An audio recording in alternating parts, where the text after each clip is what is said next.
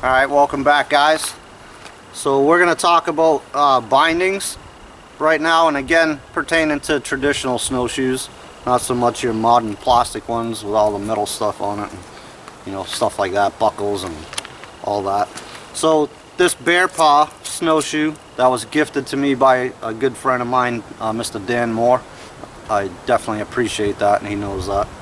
But these are Vermont tubs, which is right on the cross member here. I've used these for the past few days. I just recently got them and had the chance to use them now. But when Dan had given these to me,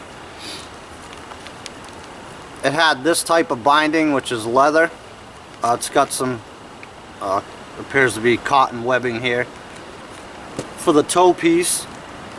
And how this was, it was just lashed on, which all bindings are, to your main cross piece here. And how you can tell that is because it's just below a toe box typically, and whatever materials being used for the webbing, almost every piece of it is wrapped around that cross section there. So that's my main you know, where you'd put your foot. So this one, like I said, came with this leather binding that was attached to that. It has the cotton webbing with buckles to put your foot in, and then it's got some metal D-rings on the sides and a metal buckle here with teeth on it to clamp down on this webbing here for your foot. Then it has a piece of leather with a buckle again that goes across the back of your foot to hold your foot into the toe piece. And then, like any snowshoe, as you walk, it moves like such. So that's what that came with. I've since switched to a traditional type binding. Again, that we'll get to later in the video here. We'll show you how to lash one of those on. Moving on though, again back to my LL Bean snowshoe. Beautiful, beautiful leather harness here that holds your foot in nicely. I've used these quite a bit. I've had them for a few years now. Just a gorgeous snowshoe, you know, but after using them and being taught, you know, the more traditional way, I'm going to end up taking these off and go with a traditional binding on these as well. And the biggest reason for me is hands-free. So I don't have to, you know, kneel down, spend a whole bunch of time fussing around with these buckles and all that stuff. If you get into wet snow, which we have up here in the Northeast, the leather can take on water and freeze on you. You know, now that's a pain in the neck as well. And then again, lose the gloves, have to get into breaking ice off and stuff like that and undoing buckles with your hands. Now last week we were down to, I think, minus 22 was the coldest that it's been here. The past few days in the mornings it's been around minus 4 to minus 8, something like that. So I don't want to be fiddling with this stuff with my hands if I don't have to. So I was showing a better way to do things, and that's what I'm going to do, and hopefully share it with you guys, and you can try it out if you do any snowshoeing or if you're interested. So other traditional materials that were used for bindings were you know, some type of brain tan, used buckskin, stuff like that was used. Moving on after that, they went into lamp wick, or, you know, 3/4 inch to inch wide cotton webbing. All right, which is good. Again, there's advantages and disadvantages to anything, and from my research and what I've been told is that the cotton webbing, just like the leather and all that stuff, and even the lamp wick, will take on water and it'll end up freezing. So, you know, you're gonna have to lean that thing up by the fire for an hour or so, a couple hours, and to dry that stuff out, get the ice off and things of that nature. Well, if you've been walking, you know, in the book that I talked about, you know, a few videos ago, True North, they were doing miles a day, like 30 to 40 miles a day. Now, if they were in Labrador, so I'm sure they didn't have the wet stuff that we do, but they definitely talked about it. More so towards springtime when they were coming back out of the mountains and stuff like that. But you're gonna get that, you know, icing up and stuff like that on your bindings. So again, you know, and lamp wick, very traditional. The cotton webbing, same difference, very traditional as well. And again, I've heard, you know, the buckskin and stuff like that as well, but all which freeze. So my good buddy Tim Smith from Jack Mountain Bushcraft School, been spending quite a bit of time with him. Taught me a traditional binding, as far as it's the same method of binding, different material. So what I have on here is some nylon cord, which does not take on water. All right, you may get snow buildup on it a little bit, but you're not going to have this thing freeze up like the other materials that we just talked to. And in some instances, as he put it to me, you know, you could just grab that with your hand, couple seconds, it heats back up, or even more simply, just yank on it a couple of times and it breaks free that ice or snow buildup, and easily able to manipulate it at that point. So let's talk about tying these bindings on. Now there's a bunch of different ways to do that, and I think the most pain in the neck way for me would be to tie it on, you know. So some people will thread their binding through the main section here, just like you do with any, put their foot in it, then wrap the rest of the cordage, lamp wick, whatever it may be they're using, cotton webbing, around the back of their foot, and then actually tie it in the front of their ankle. Seems easy, you can easily untie it, take your foot out, not a big deal. But if you're using them materials that freeze up on you, that could be an issue. Again, I don't have first-hand experience in that, so I'm not going to act like I do, but it makes sense to me. And that's the beauty, I think, of learning from different people that are, you know, highly skilled in their areas, that have the knowledge. It just cuts the learning curve right in half for, you know, people like us that are just getting into it. We don't have to go through all that nonsense and fuss and fight with things. You know, we can learn from them and learn better options or better ways to do things. So what he's shown me is this way. I've done it to the bear paws, like I said. I'm now going to do it to my LL Bean ones. I've since taken one binding off. I'm going to take this one off as well, but we'll start with the one that I have done. I have some nylon rope, and we're going to show you right now how to go about that. Hang tight. Alright, so I just have some nylon rope here, not a big deal. To get the size that you need, typically for you,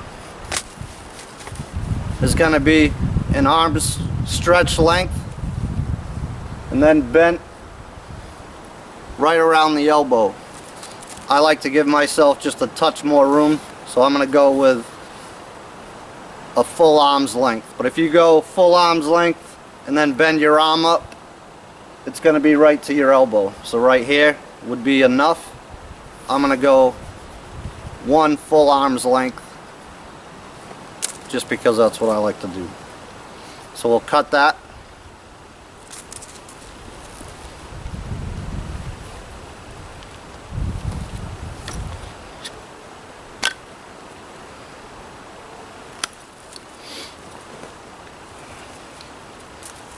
And get us one more, same length.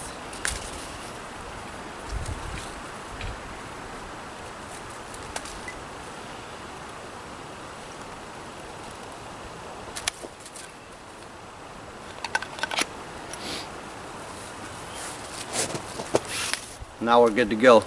So I'm going to try to do an over the shoulder view for you guys so you can see exactly what I'm looking at. We'll see how it works out. I may have to do it from the front, or, you know, a 45-degree off or something like that. Alright, so the first thing I'm going to do with my rope is just put a bowline knot on one end of it.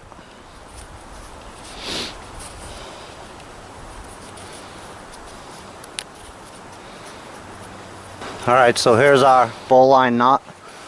So now, again, that main cross piece, to get this binding on here, we're going to have to go on the side closest to the side our foot's going to be on.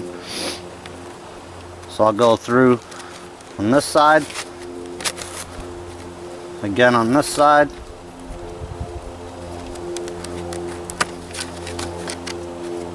put that knot through there hopefully.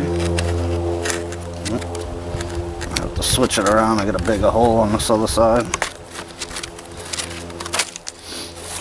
Let's go this way.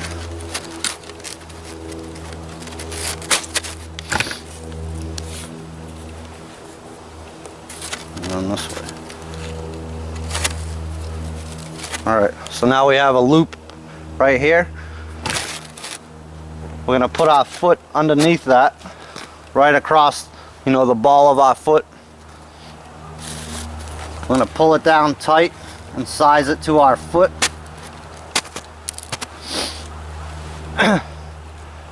Now we're going to wrap 2 to 3 wraps around this rope. And the key thing here is to make sure you wrap these exactly the same way, and we'll get to that in a little bit. So I'm just going to loosen it up just a touch so I can get the rope under there. So if I come over the top with this one and wrap it a couple times, I want to do the same thing with this one on the other side. Now I'm going to tighten it down as best I can and try to work with that, and that'll keep it tight to my foot. But I'm going to do the same thing over the top and then give that a couple wraps as well.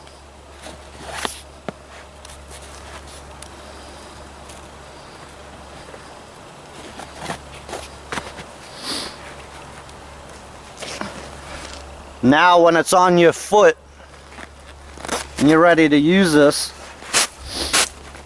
these are going to want to be crossed on the top and then around your foot. And we'll get to that in a second as well. So they're crossed now. Sorry, I hope I'm keeping that in the frame for you. It's crossed right here. First they were coming from their own sides. Now I'm going to cross them. And I'm going to come around the back side of my foot through my bowline loop and tighten that down, and you can tie any knot here that you want. A trucker's hitch probably isn't going to work here for me because this rope is kind of thick. So anything will work. If you're not a big fan of knots, you know, can't tie a knot, tie a lot. Square knot will work, whatever you want to do. A couple half hitches, something like that.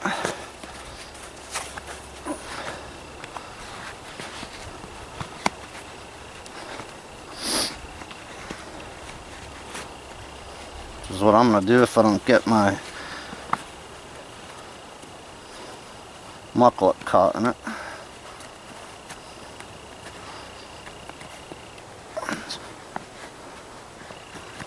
Alright, so now I'm tied off. I would burn the end of that at first. You're going to probably have to mess around with this, get it adjusted to where it's comfortable and it works for you without your foot sliding all around and all that stuff. But once you're done with this, you should be done with it. It doesn't need any more adjusting after that. If it does, because you change, say, from mucklucks to a rubber boot or some other type of pack boot or something like that, I'll show you how to adjust that in a second. But how you get this on and off now has to do with the cross in the front. So I'm going to give you a front angle of this, or a side angle, so you can see it a little bit better. So here we are in the front, bindings on there, no problem at all. Now when I want to take this out, step on my snowshoe, pull my foot out of here, bring it around into the front, and then I can just take my foot right out of there. No hands needed at all. Same thing going back in. Now when you put your foot into this binding, don't mind the logging truck in the background. When you put your foot through this loop now, you don't want these two to be crossed. It should be crossed when it's on your foot. So to get into it, if the loop stays that way for you, or you can just manipulate it with your foot while it's down here, you know, get your foot in there somehow. No hands needed. Get my foot through, just like that. Bring it around, tuck my toe under the binding, right back on, done. Put my foot in there all the way. Alright, no hands needed. I'm ready to rock and roll. And again, easy on, easy off. Good to go. Alright guys, so one more shoe to do up here. I've took the other binding off. I'll do this one from the front, because I'm not sure how that other one turned out from over my shoulder. Hopefully it doesn't confuse you this way, but we'll do it anyways. If I can get this knot through here again. This rope's a bit thicker than the one I have on my bear paws.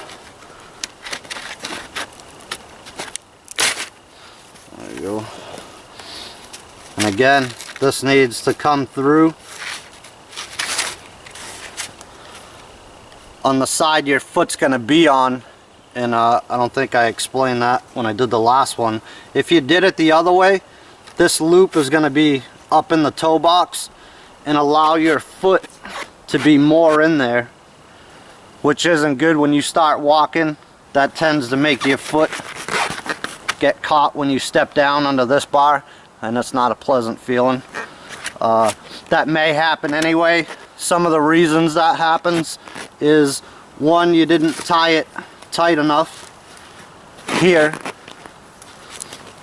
on your toes. Two, you did it on the wrong side. And three, your binding just loosened up on you probably as you used it, and you just need to retighten it. And again, you may have to mess with this a little bit to adjust it to what you need, but once you get it set, you should be good. So same deal, I'm going to come over the top. When I wrap with this one, I'm going to wrap it a couple times,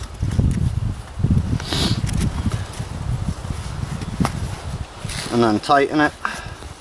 Actually, that wasn't very good. I'm going to get that loop closer down there.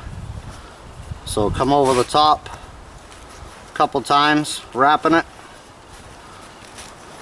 like that. Then I'm going to cinch it down on my toe. Again over the top with this one, so they're going the same direction. And I didn't quite explain that to you yet either, but I will as soon as we get this one on here. So I've wrapped it twice. Now again, when we're doing it on our foot, our end result is these want to be crossed. Now I can come around,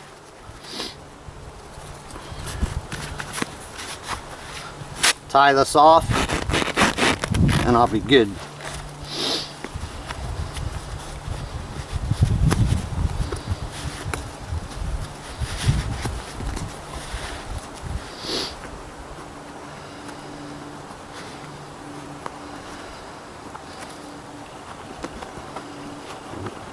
Catching my mucklet there again.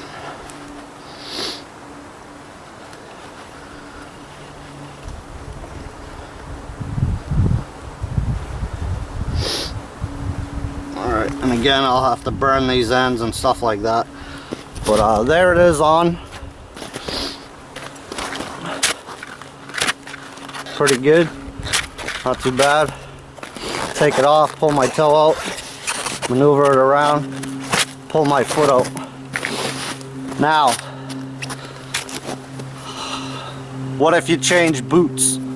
So I go from my muckluck, this could go either way too. Maybe my mucklucks need to be a little looser because they're bigger, and my pack boots not so much, or vice versa. So a couple wraps of this, actually one on either side, so one twist of this can increase or decrease your size by about a ½ inch or so. So if I take a wrap out of that, untwist it once, that's going to give me a bigger area to get a bigger boot in, obviously. So if you're switching back and forth, you know, one size boot is bigger than the other, you can compensate for that in this binding by either unwrapping it or wrapping it back up to get it tighter.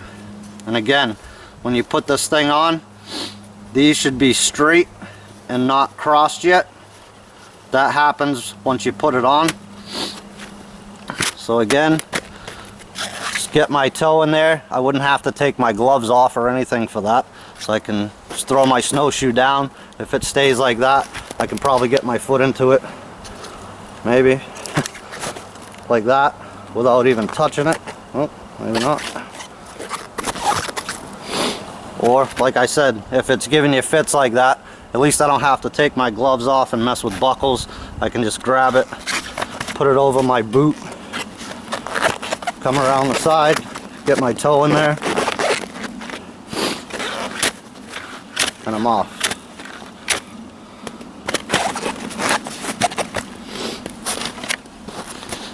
Too easy. Alright, so there it is, guys. Quick video, I think it was quick, on traditional bindings, some different materials that were used, stuff like that, how to actually tie one on. And again, I don't have a whole bunch of experience with traditional bindings yet. Knowledge was passed on to me, so I want to share that with you. You know, and again, my buddy Tim recommends the nylon. You can see, I think you can see the difference in the size. That's like a 3/8, maybe, yeah, it's probably 3/8 rope. This one's probably 1/4 inch.